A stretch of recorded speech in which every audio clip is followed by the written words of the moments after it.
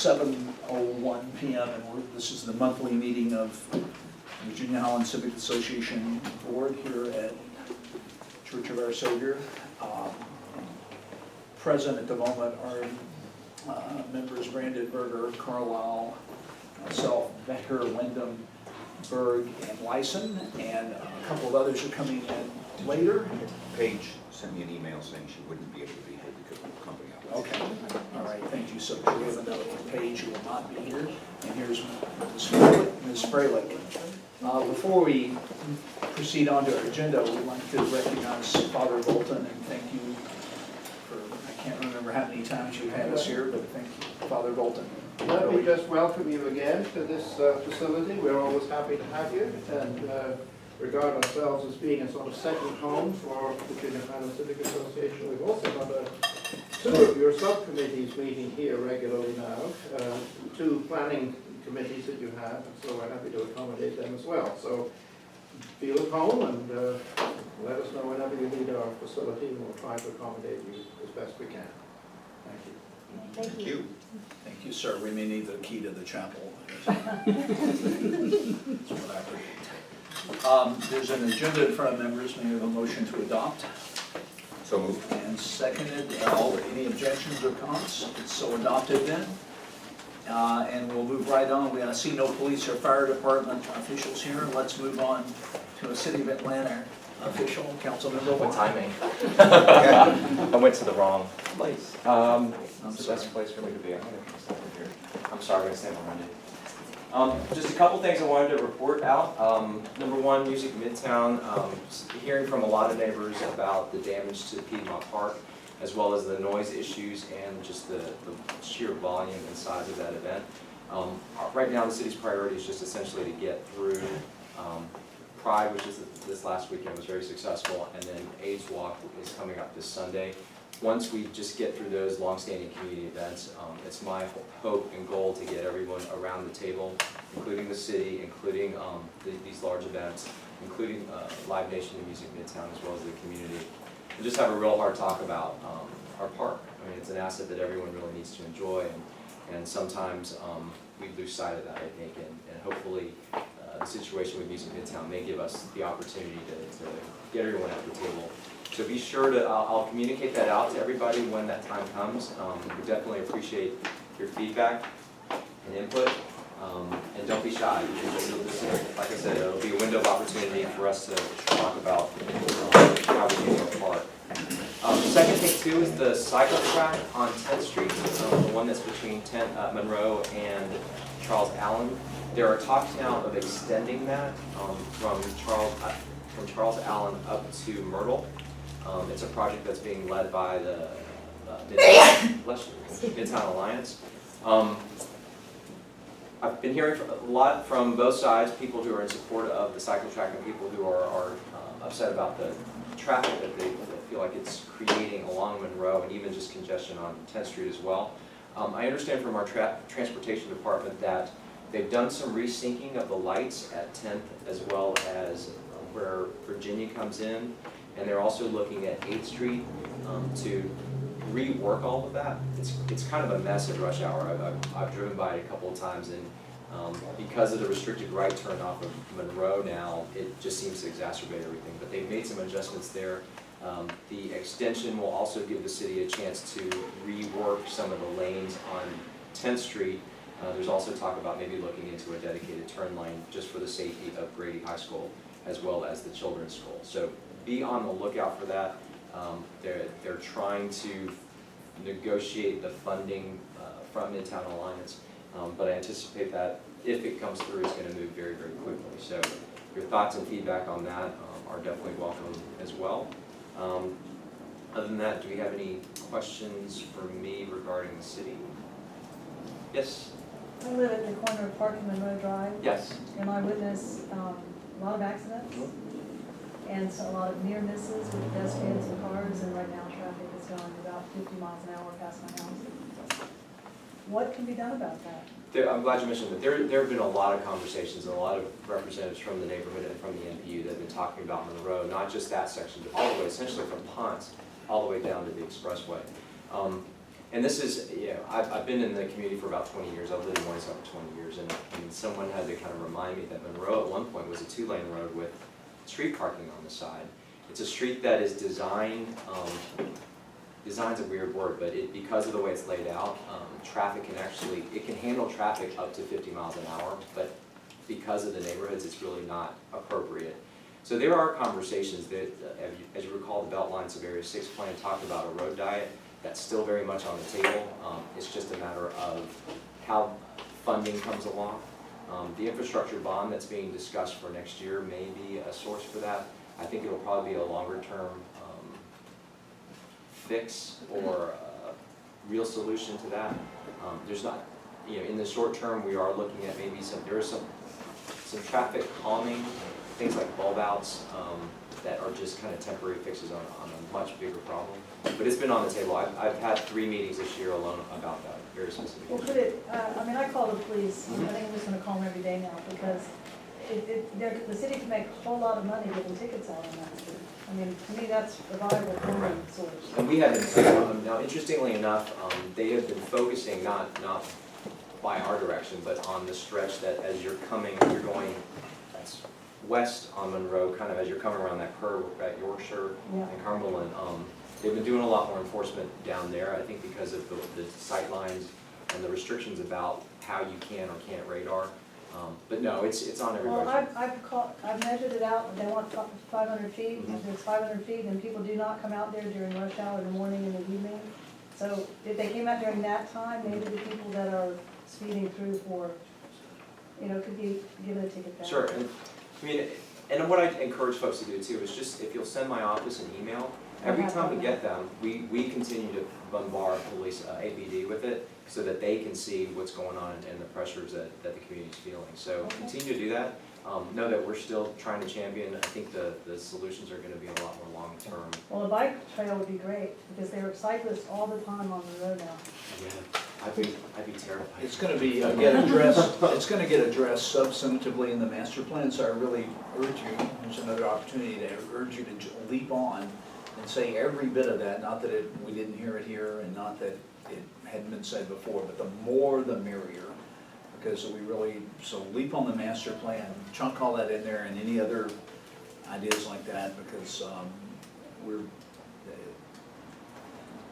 the Connect Atlanta plan is very much in the forefront of folks' mind, and the good news is the traffic counts, most streets at once, seem to support the viability of it, which is terrific.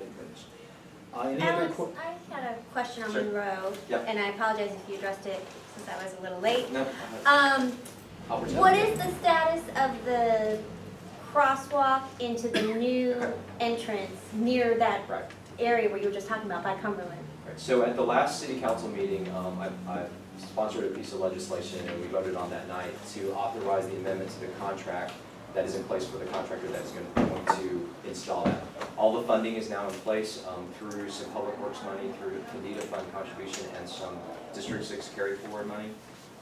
We expect to see that installed, and it's a hawk signal. It's one of the things where you push the button, the red light comes on, and traffic has to stop for folks crossing. I don't know the exact placement of it yet, if it'll be closer to Yorkshire or to Cumberland, but it's coming. It should be there, I would hope, in the next 60 days. Can you do that at Park Drive and Monroe? It's, Well, there's a signal in it. yeah, there is a signal at Park. I mean, that's the issue. Down there's not a signal So between this will Dutch go Valley. between where there are existing signals? Right. Okay. That's So right. it's That's between right. Dutch Valley and Piedmont. When you say a hawk signal, will it be like the one on 10th Street by the MARTA station? Exactly, Okay. exactly. So you push the button, and the And all red those light lights comes on. come on. It's not just a flashing signal, it's a red light. Oh, so an actual red, Yeah. because the one on 10th isn't a red light, it's just flashing yellow light. This one's a red. This one's a Wow, red. You'll that's have to come great. to a stop.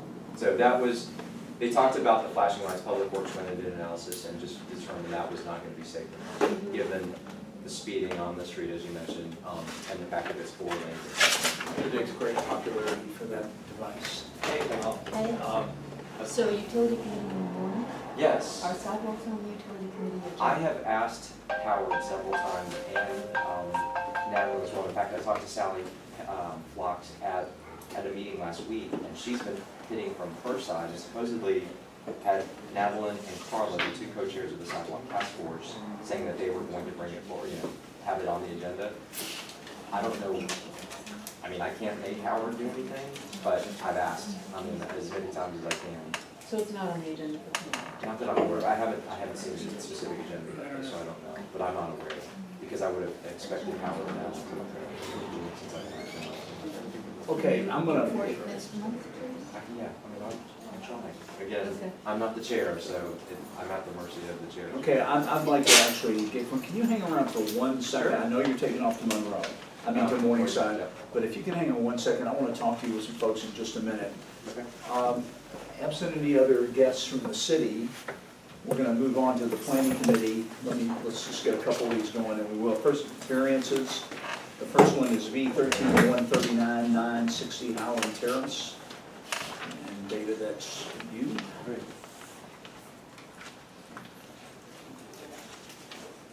And the variances, we're down now to a west side yard setback from 7 feet to 3 feet, the garage only. That's right. We've seen it before. I represent the owners of 960 Highland Terrace. They want to add on to the house, you can see here in the brown color, add on to the back of the house and the side, which is the garage. And they want to build a swimming pool. We are applying for a variance to reduce the side yard here, as you can see, the yellow, and not increase the lot coverage. We're staying under 50%. So we're only applying for a variance to reduce the side yard from required 7 feet to 3 feet, so we can build a garage over the driveway. What was the planning report, Lowell? We unanimously recommended approval with the extended garage conditions. Lacking my own misprint on here. Any questions for this applicant? What changed since last month? The pool got reduced in size and it's under 50% now, so that's no longer on the table. We filed a plan with watershed management. We're free to comment on that, as is anyone else in the city who has a concern about it. And so that's in order. They've been to the appropriate parts of watershed and we're under 50%. And we got a good listing of the component pieces, so everybody's satisfied. Is that a motion? Sure. On behalf of the board? Is there a second? Second. Any questions or discussions? All those in favor, please raise your hand. It's unanimous, so we'll see you next Monday at the NPU. Thank you very much. Next one is Scott. Got real? Wow, he'll be here later out. V 13-179-1077 Lanier. Yes. Okay, so not.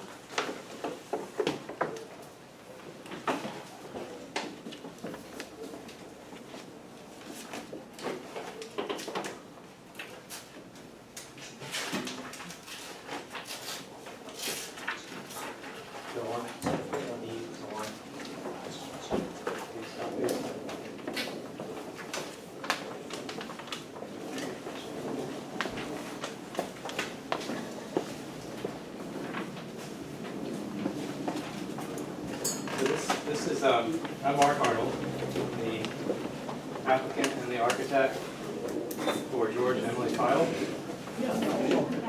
And this is a variance to reduce the side yard setback at the back southwestern corner from the existing, or from the required 7 feet to the existing 4.2 feet. So that's not what you just passed out, this is something different. I gave you the wrong one. Maybe I had two. You got it.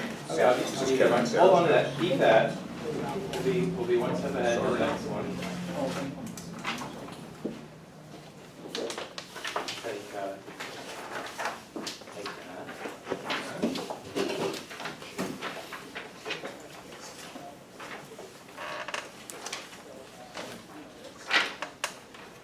Okay. So, this, the existing setback is 4.2 feet. We're building out, the attic's partially built out already. We're building it out even more, which shows on the second or third page. A10, 2. The existing attic is 877 square feet. It includes a master bedroom and bath, and a bedroom in the back of the house.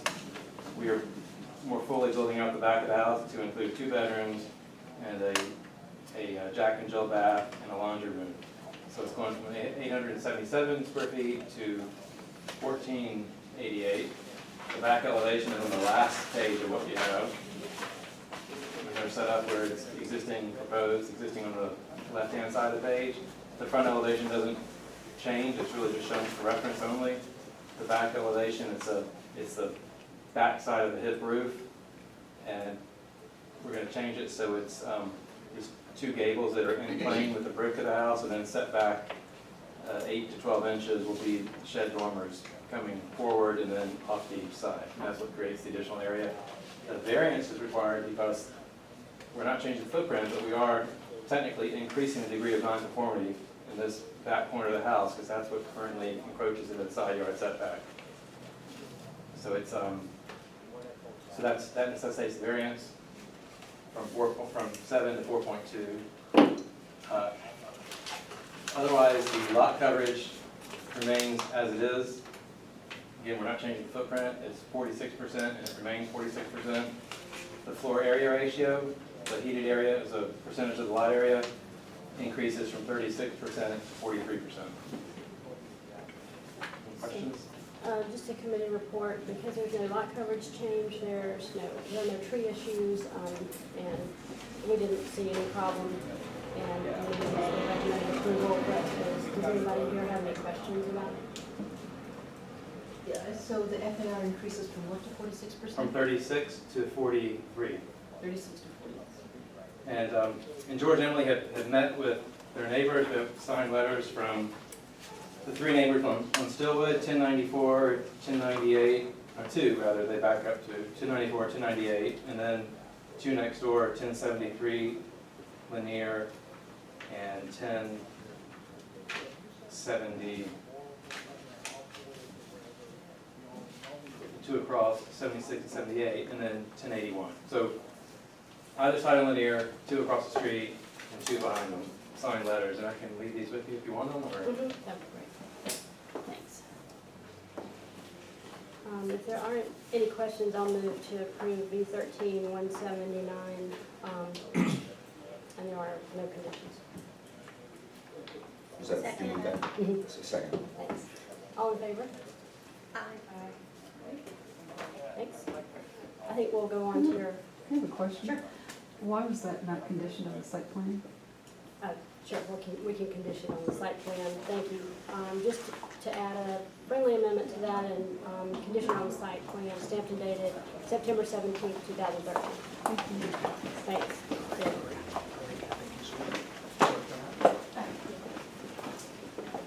So unless there's any other need of business on that? All right, let's have a vote on that amendment. I made a motion, is there a second? And a vote? Great. So our next variance is V13-180, and it's marked at 962 Rosedale Road. That was the first handout. This is kind of same song, second verse. Not changing the footprint on this either. We're building out a currently unfinished attic. The back, let's see, east corner of the house is at 5.81 feet, and the front corner is 6.75. So again, the costs were going up, which shows on the, I think, the third page, the fourth page. We're technically increasing the degree of nonconformity. There's nothing here, just an attic. So all this is new in the attic, and really just a sliver of this bedroom on the right-hand side of the page is going to be within the setback. But because it is in setback, that necessitates the need for a variance. In terms of this house, the roof, the elevations are shown on the last two pages, where the front elevation, again, it doesn't really change, other than we're adding a much wider and therefore taller gable running side to side, which shows on the last page. So it's a fairly low slope gable and it doesn't span the full width of the house. This will span practically the full width at a slightly steeper pitch. That creates the room upstairs along with the shed dormers in the back. But aesthetically, it'll blend with what's there. And again, the only need for the variance is the side yard setback. The footprint's not changed. The footprint does not change.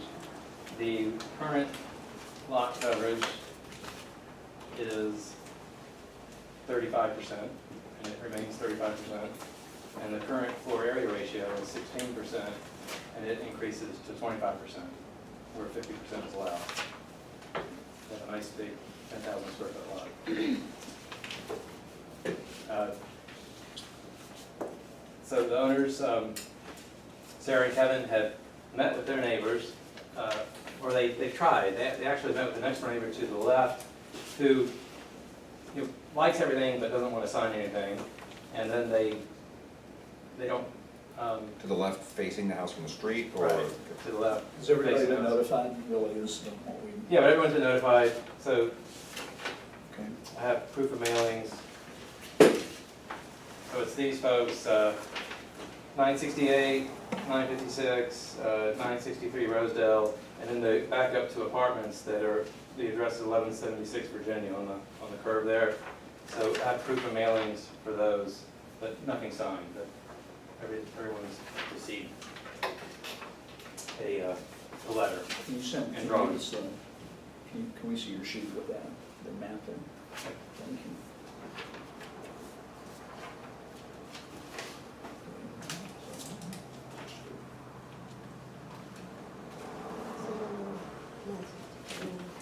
Mark, is this south of Virginia? It's, No, we're just like 3 doors south from my house. so it's north of Virginia. It's right next door to Andy. McDonald, Andy, this house. So Mark, is this, there's 4 on here, is there, you have more than just the proof of mailing, right?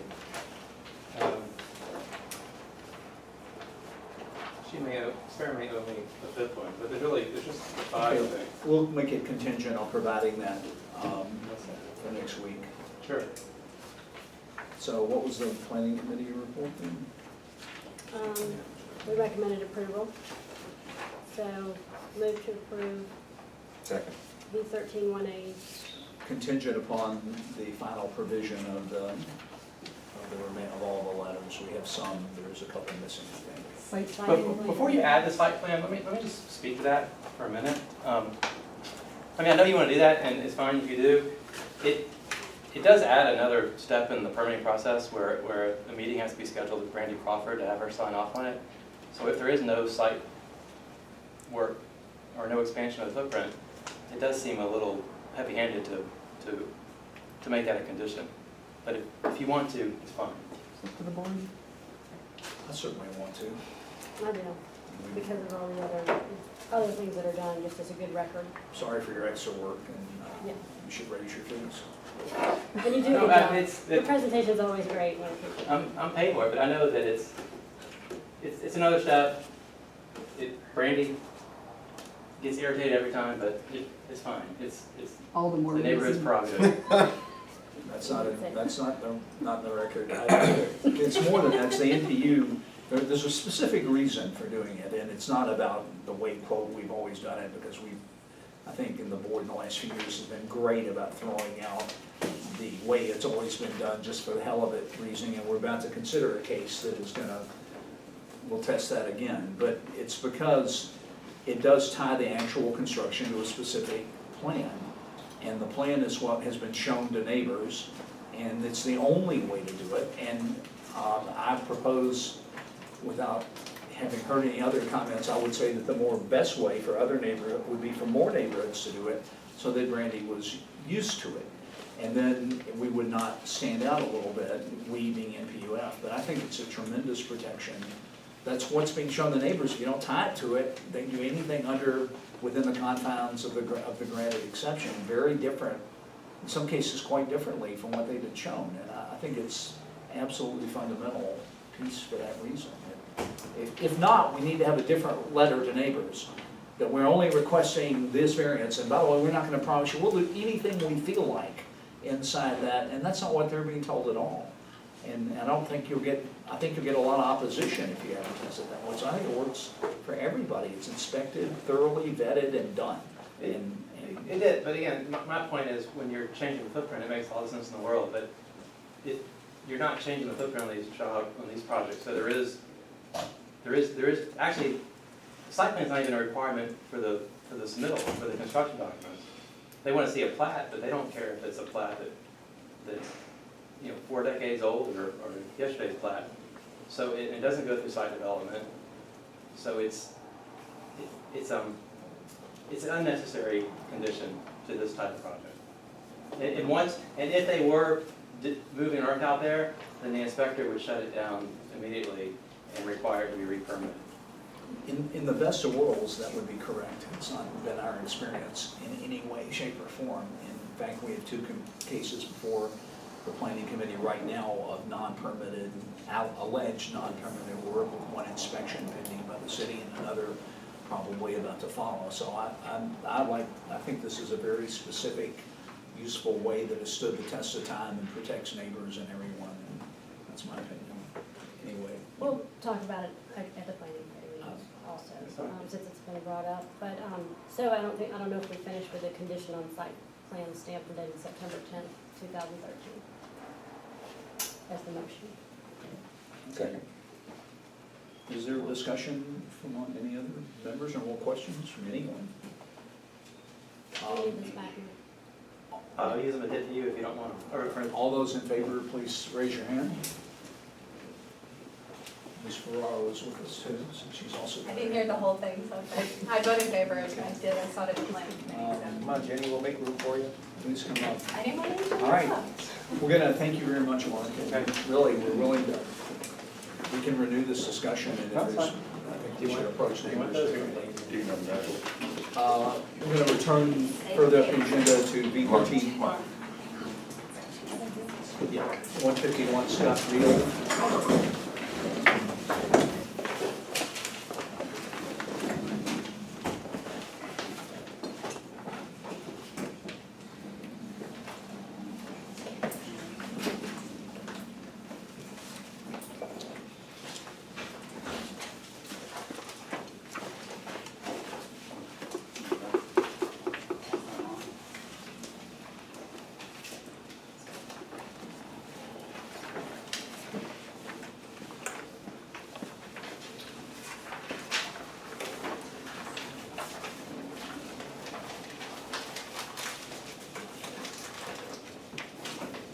Go ahead. Okay, so we are looking to build an accessory structure, two-car garage, with a storage loft above. Purpose for the variance was that we want to build 3 feet from the property line, and also want to build a building height of 16 feet, 11 inches, in order to allow for a permanent staircase, to allow the homeowner, Alice Washington, to move her belongings up and down a permanent stair with sturdy footing and ample room to move the belongings up and down. So the background on this was that our typical, in fact, Virginia-Highland conditions for years have limited to 16 feet. We made exceptions where we thought that unusual topography, unusual conditions that justified the request. The purpose of this was a possibly less than ideal approach to an absence of code enforcement that has existed in the city for a long time. It was really designed to make it very difficult or impossible, actually, to convert accessory buildings, that is garages, into illegal apartments, which was a frequently occurring event in the first 30 years of this neighborhood's resurgence. The limited height effectively reduced it to very little headroom. The absence of plumbing meant that you couldn't legally connect to the sewer system. The 60 amp may or may not have been effective, but that has been one of the traditional limits. In this case, the applicant is satisfied our worries on this another way. They put an internal staircase inside the building. Traditionally, such buildings have had almost overwhelmingly external entry. The internal entry accomplishes the same point very nicely in that it means that any homeowner would wind up having to grant access to an illegal apartment to their garage and everything inside of it. And we are satisfied that that poses no threat. Plus, the new, this applicant worked quite hard to make this work for storage purposes with a stairwell that enters near the peak of the roof and has limited headroom that really does not seem to be suitable for living space, but does allow the homeowner good use of their space, and we're trying to accommodate that. So that was the discussion. We appreciate your working with us and going through several versions of this to get this in substantive normal compliance. What was the planning? Is there questions, comments? What's the planning report? We recommend approval. So it'll be attached with the site plan dated. What is our site plan? Oh, I think we still had to get it. that's right. You didn't make it down this time. So the motion would be conditional upon a site plan that needs to be filed this week before the NPU meeting. And we had a signed copy of the plan that he's going to file at the NPU meeting, at the planning committee meeting, so that it will conform to that. And you'll bring us that before the NPU meeting, which would be great. And it has the standard garage conditions as listed with 1611 exception. Are there thoughts or questions for the applicant from anyone? Is the board ready to vote? Second, I think we do, but now we do. All in favor, please raise a hand. And anyone, all right, opposed? Are you opposed? Ms. Farrow is opposed. And so we will see you next. You owe us some plans. Sooner if you get them. He's already provided the letters. Sooner if you get them. And if not, then we'll get them from you at the NPU meeting 21st. on the 21st, a week from tonight, at Hillside. Right. And it starts at 7. You won't be on that early, but just come early enough to give us the plans. I'll be downtown on Wednesday, so I'll have a scan that I can email to you. That'd be great. Thank you very much for your patience and working through this. Thank you. Thank you. So we have one more issue tonight, which I'm going to introduce, and this is the bracketed, the dotted item on your agenda. Request for support for waiver of the minimum distance requirement from a church, which is 250 feet, for a retail liquor store, retail, not by the drink, retail, from the applicant's Toscano and Sons Specialties Food Market. Kathy Gomer is the applicant of record, I think, and in order to accomplish this, the applicants would have to have a personal paper introduced in council and passed by council to grant this exception. These are sometimes granted and sometimes not, depending on a few varieties. One of the few variables, the most among them are the opinion of the NPU and local neighborhood association and the opinion of the church in question. And those tend to vary with the particular circumstances. Ms. Bomer, sir, would y'all like the floor to tell us what you're thinking, and you can call upon the church representative or the here and voice an opinion if you want. I'm Kathy Bomer, and this is my business partner, John Reed. We are the owners of Toscano and Sons Italian Market. We've been in business for just about 7 years. We were over on the west side, and we are moving over here. We closed it down in June, and we're hopefully moving over here. Because we come under the specialty food retail category, we have certain distance requirements. We met all of them except for the church. And so we're requesting a waiver for that particular requirement. We're okay on all the other distances. So we sell Italian wines for off-site consumption, by the bottle. And grape sandwiches. Oh, thanks. Well, no, tell us what your range of products and food. So we specialize mainly Italian food products. Probably 9% of our products are imported. So we have all kinds of pantry goods.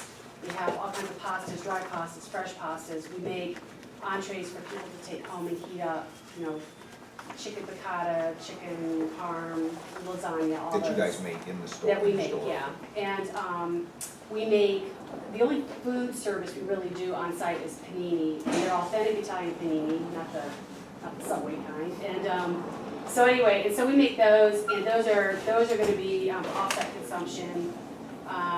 We do make some salads and sides that you can take with it.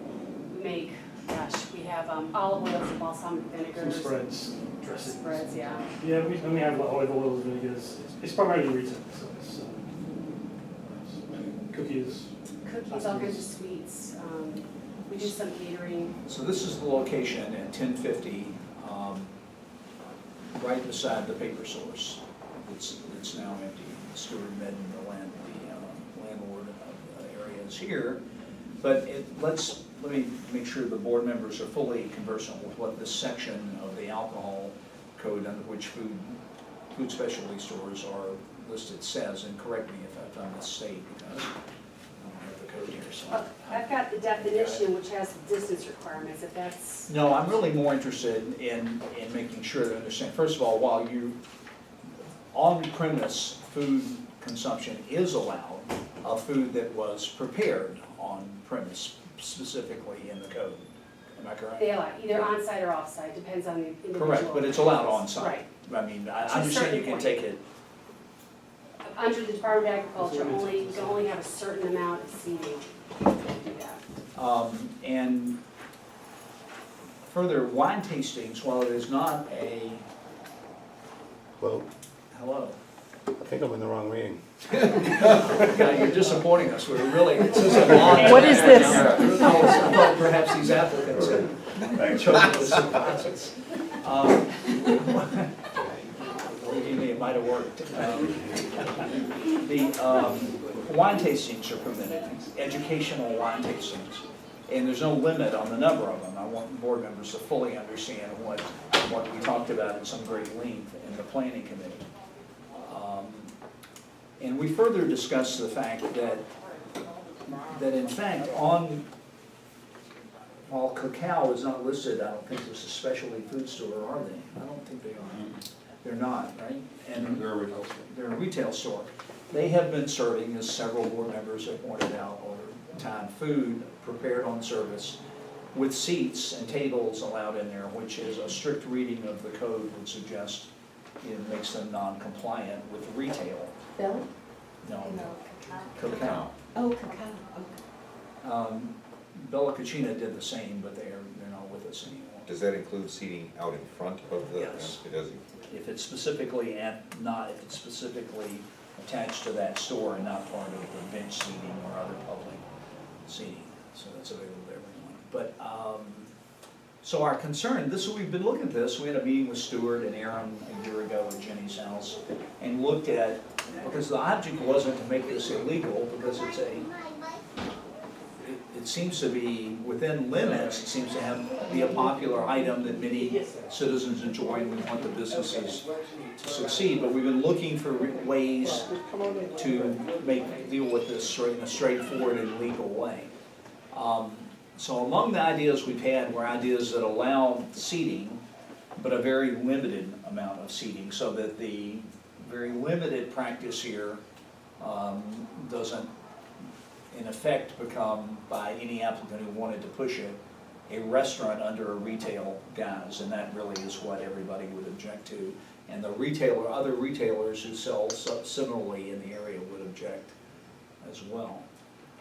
So I think we found a way, under a potential revision to the NC areas, that will allow foods that stores that prepare foods on site, have some limited seating in the area, and the numbers of 6, 8, 10 are being kicked around, and that will limit it to that. And if you're more seats than that, seats, you understand, not tables, chairs, publicly available seats, then it'll transition to a eating establishment, and that has other implications under the NC code, because eating and drinking are limited by total number, so it has a bigger bite of several codes.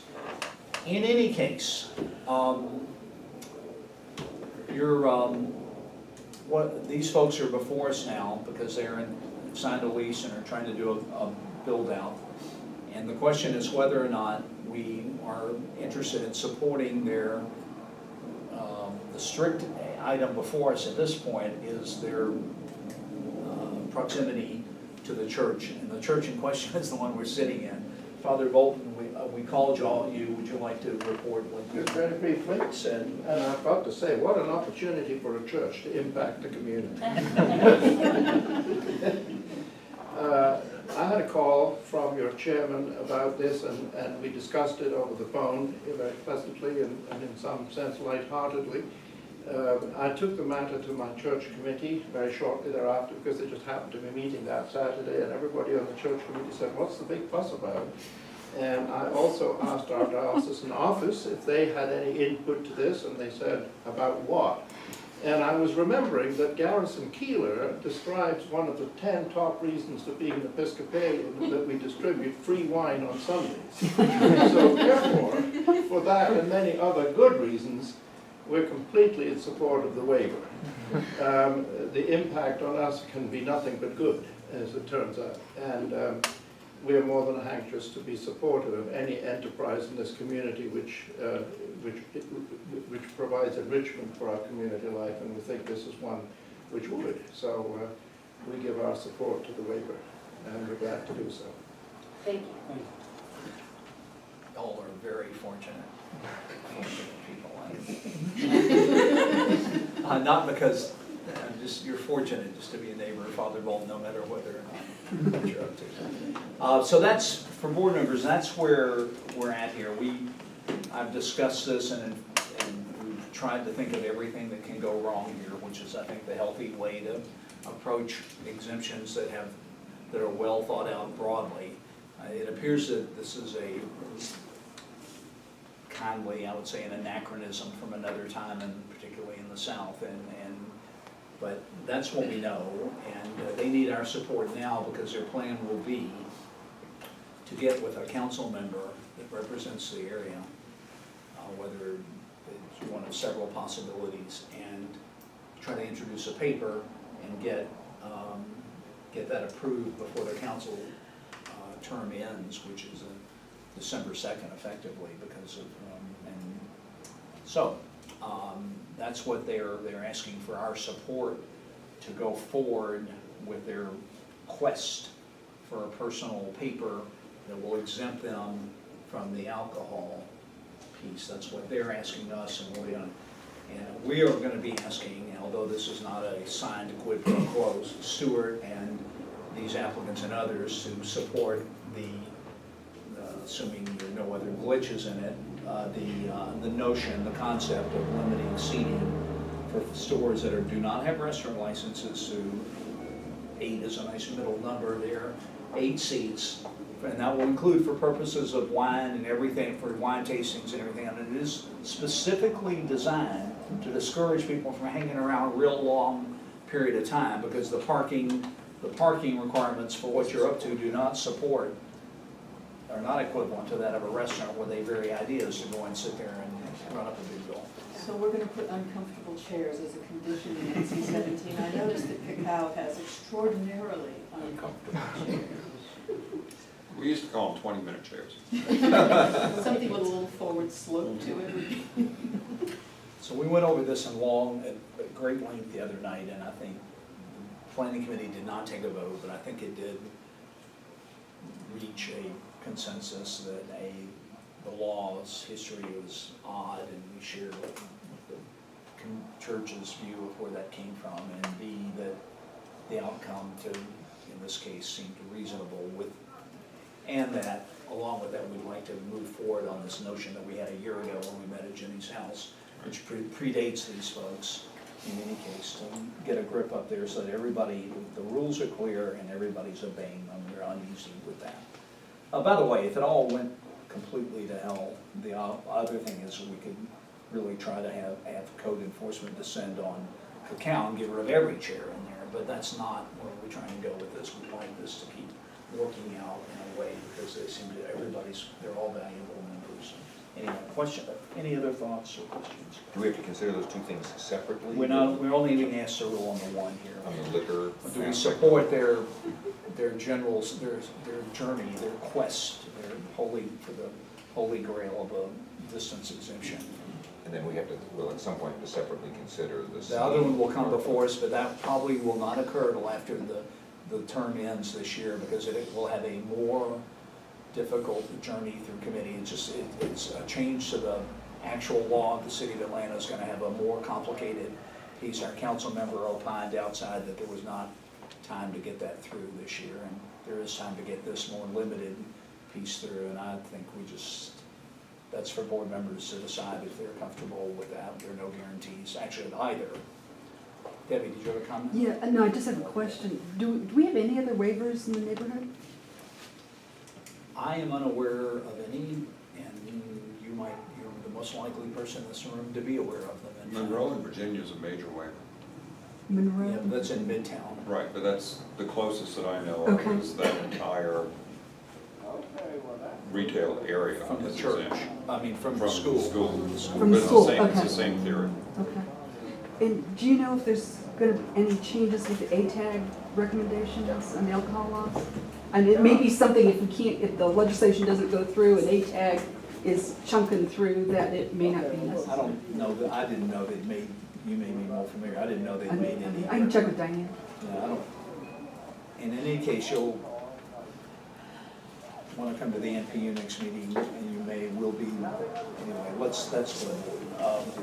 Any other thoughts from the board? Would anyone? I move to support the waiver of the minimum distance requirement for the church for Toscano and San Sebastian. Second. Is there any further discussion? All those in favor, please raise your hand. All right, it is unanimous. We will see you next week.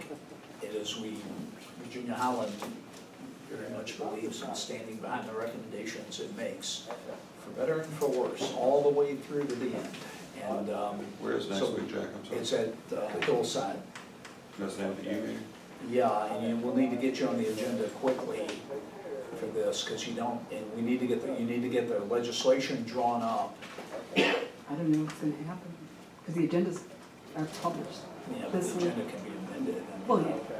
that's not the issue. The question is, can you get the legislation drawn up swiftly? Because, I mean, if they were on the November meeting, That's November 18th.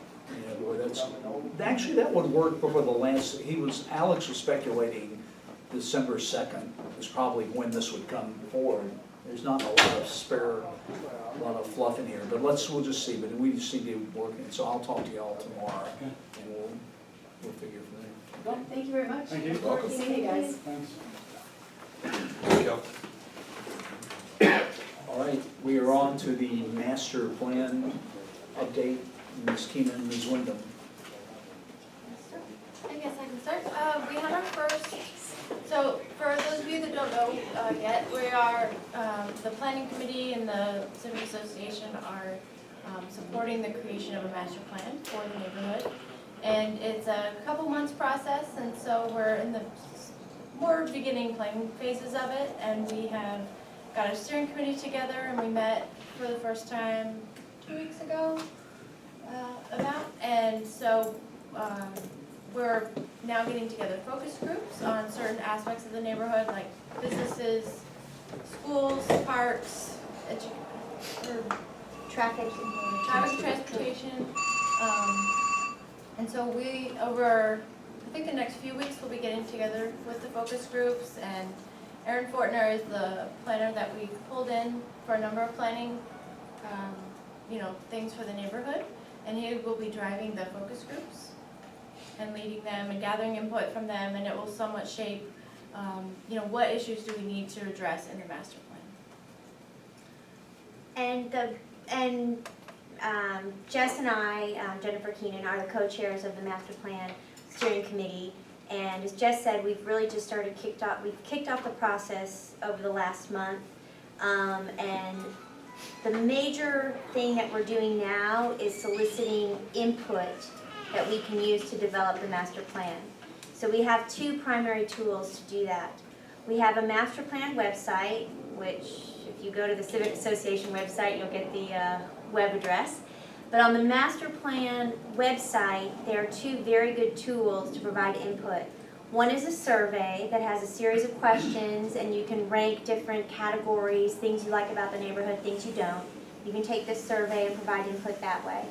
then there's also an interactive map where you can see a map of Virginia-Highland, mark a particular area, and then provide a comment.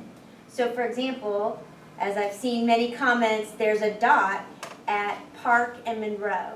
And there's a whole string of comments about the series of traffic challenges at that issue, or at that intersection. There's a series of comments related to pedestrian issues at that intersection, how hard it is to cross, how hard it is to have a bike because those traffic islands don't have ramps.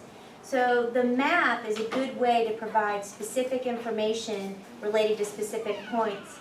And if there is something as specific as it would be helpful to have a stop sign at this location because of XYZ, the map is the perfect tool to provide that input. And in addition to using the survey and the map, as Jess said, we'll be doing these focus groups on a series of different topics. And all of this is to gather information, gather data that we can use to generate a master plan. There will be two main public information meetings related to the master plan. One is a design plan where we will have tables and maps and displays and all kinds of different things where people can come, provide comments, look, and again, that'll be information gathering. That'll be in November, probably middle of November. And then there'll be a draft presentation of the plan, or I guess a presentation of the draft plan in January, where we'll present the plan that'll reflect all this input that we've received, and people will then be able to provide additional comments on the draft plan. And then it will go through a series of votes, including a vote by the Virginia-Highland Civic Association Board, and eventually to a vote by City Council. We hope to have the final plan before City Council in March/April. So this is a significant undertaking, and we have a long process to make sure we hear from everyone we need to hear from. What kind of traffic is the website getting? You guys getting a lot of survey responses and interactivity with the map, or what, how would you? You know, I don't know the number of survey responses, but I should check on that. But the map seems to be a very popular tool. There were some glitches with the rollout, like rollouts of other huge legislative and undertakings. So sometimes there are a few glitches with rollouts, but I think we've got our glitches under control, and I think the map is working smoothly now. Have we got links to the input places just as regular sidebars on the voice? We don't right now.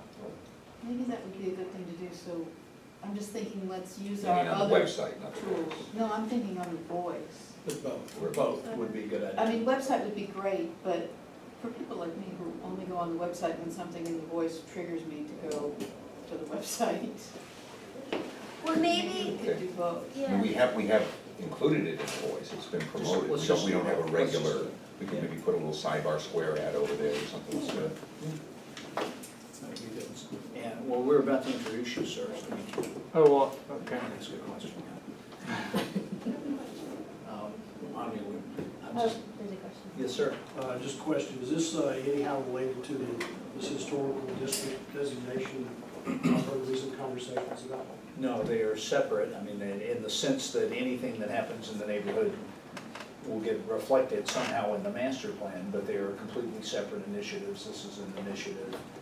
The master plan is an initiative of the Virginia-Highland Civic Association in order to have a master plan for a bunch of reasons that we've gone over in previous meetings. But briefly, one is a comprehensive planning tool where everybody, we really get input and we find out things, some of which we know well, but which we really need to address, like that.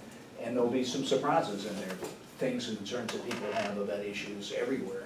And that's one big reason, is to try to really, secondly, this neighborhood's done a lot of planning over the years, but in fact, we don't have a master plan, although neighborhoods that have been less active in many ways than us do. And the real reason point is, aside from giving everybody a chance to really think through a lot of issues, is that funding becomes available in various city budgets and pots for agreed upon things in the master plan. So if we have solutions that are envisioned and approved by the, not in conflict with other city plans, and pots of money sometimes get arrived that will finish it. Many of the changes at Virginia-Highland, while not part of the master plan, came from a pot of money that was left over, and we've gone through enough process on that to have agreement on that, separate of the master plan. But so, does that answer your It gives question? me a lot of information. Yeah, and I hope you will go on the master plan and look at all the stuff that works, and then you can put positives on there as well. If there are things you like about, please say those pieces as well. It is really a fun thing to do. Jess, would you introduce Ryan and Ryan is, go ahead. Yeah, so Ryan is a gym in the neighborhood who does a lot with mapping and has a lot of mapping skills. And we met a couple weeks ago on open source mapping that's available and something we can use in the neighborhood. And we could even get volunteers if anyone's interested in helping, add details to an open source map. And I can let Ryan describe that more. Thanks. I didn't see my name on the agenda, so I'm flattered to see that quick amendment made. My name is Ryan Lash. I've been a resident of Midtown for about 6 years now, and living specifically in Virginia-Highland for the last 4. By profession and personal interest, I enjoy maps and making maps. And one of the things that I think could be a valuable community resource, and how I met up with the planning committee, was this mapping system called OpenStreetMap, whereby anybody, like editing Wikipedia, can contribute. I think it would be a valuable resource where people could have access to a variety of geographic information about the neighborhood, which you now currently may see in other maps, such as Google Maps or whatnot, but this actually would give the community direct access to the data, so that we could begin to count the number of households impacted by a road closure or events or things like that. So this data, I think, could be really valuable. My question for the master planning committee was map related. When you add a dot to the map, it seems, if I recall correctly, I did this on the first day that I think it was available, you can categorize your dot as like a problem that can be solved, or I think a few different categories, and then it seems to be put on the map with a different color based on what you chosen. I wasn't certain, I didn't see much instruction about how you should, as a user contributing information, should categorize your stuff, and I don't know whether you guys specifically are aware of that as a user interface or a frequently asked question relating to the map as a tool. I think we did tweak instructions a little bit, because at first they were a little vague and too general. Okay. But I haven't looked at it lately. Okay. I think we need to revisit the instructions, because I saw different colors on the map, and I didn't know what the different colors meant. Yeah. So clearly there needs to be some better instruction on that, because I had a whole bunch of questions and said, I don't understand this, let's explain, we need better instructions, and then I didn't even address the color issue because I didn't know it existed. So we will revisit that and provide better instruction. Yeah, and the context I guess I'm thinking of is if you are getting useful information about the discussions that come from a particular dot on the map. As I was panning around the neighborhood, I obviously didn't spend time clicking on every different dot, but if I knew that there was a way for me to select, based on something like that, I would have been. Likewise, I didn't know whether I should frame my comment as a negative thing or as a positive thing. I could spin it both ways. Well, it depends on whether your glass was 1/10 full or 90% empty. I think it was in the morning, so my glass was definitely empty. Ryan, I would appreciate if you keep looking at it, because, if we had met you 2 months earlier, you would have been an integral part of planning this. And Ryan is actually a PhD student in geography at UGA and a full-time cartographer for CDC. I don't know how those are compatible or not, but in any case,